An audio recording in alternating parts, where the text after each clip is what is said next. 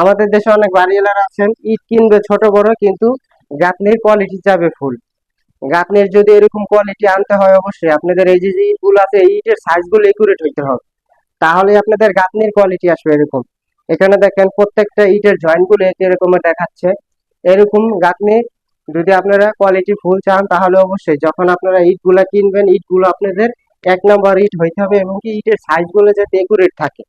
এখানে গাঁথনির কাজগুলো যে করা হচ্ছে দেখেন, প্রত্যেকটা ইটের জয়েন্ট গুলো আপনারা খেয়াল করেন, ইটের জয়েন্ট গুলো একই রকমের।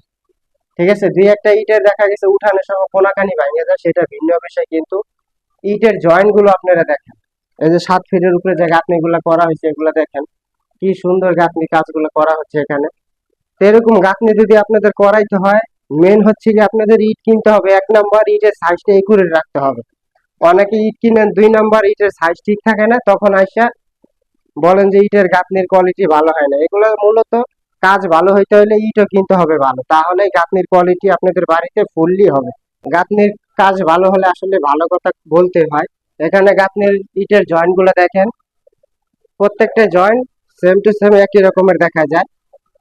তো এরকম ইটের গাঁথনি যদি আপনাদের কোয়ালিটি ফুল আনতে হয়, তাহলে মূল যে আপনাদের কাজ করতে হবে সেটা হচ্ছে যে ইট নাম্বারটা কিনতে হবে ভালো।